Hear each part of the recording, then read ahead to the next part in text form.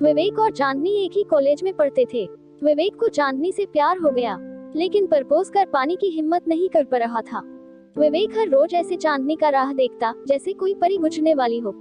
वह जब भी देखता तो बेचैन हो जाता। हर रोज कुछ न कुछ कहना चाहता, लेकिन वो कुछ कहने के लिए मौका नहीं पा रहा था। ऐसे करते करते 1 साल बीत चुका था, लेकिन दिल की बात कह नहीं पाया। आखिर वह इतना बेचैन रहने लगा कि डिसाइड कर लिया, अब दिल की बात बोल ही दूंगा। हमेशा की तरह सुबह उठकर कॉलेज के लिए रेडी हुआ। कॉलेज पहुंचकर लड़की के पास गया, लेकिन कुछ भी कह नहीं पाया। लेकिन यह जिद्दी प्रेमी सोच ही लिया था, आज बोलकर रहूंगा वरना शरीर त्याग दूंगा। कॉलेज का समय समाप्त होते ही वह रास्ते में पीछे पीछे गया और बोल, चांदनी प्लीज घबराओ मत, सिर्फ मैं आपका कुछ समय चाहता हूँ। मेरे दिल में काफी सालों से प्यार है। चांदनी, मैं आपको दिलो जान से चाहता हूँ। मैं हमेशा अपनी पलकों पर बिठा कर रखूंगा। विवेक की बात सुनकर चांदनी दंग रह गई और चांदनी बोली, आप कभी आपने आपको आईने में देखे हो? कैसे आप आईने में पैर पकड़कर लड़की से प्यार की भीख मांगने लगा।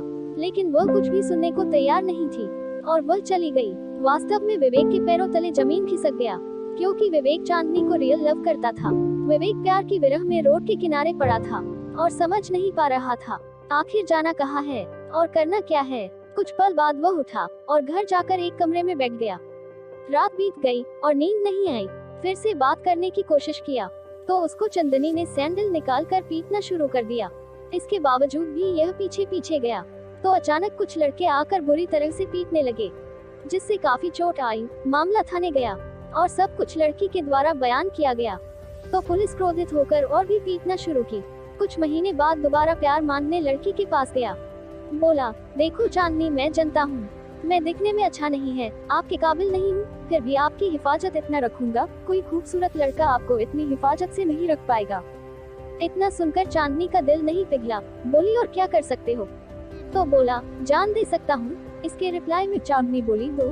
तो विवेक की आंखों में आंसू आ गया। बोला, हमेशा खुश रहना। इतना कहकर सीने पर गोली मार लिया और दुनिया से विदा ले लिया।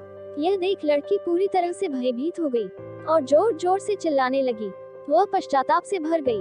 विवेक जैसा प्यार शायद ही किसी को नसीब होगा। चांदनी विवेक के प्यार और दीवानापन को कभी भुला नहीं सकती है। दोनों की सैड लव स्टोरी यही समाप्त हो गई।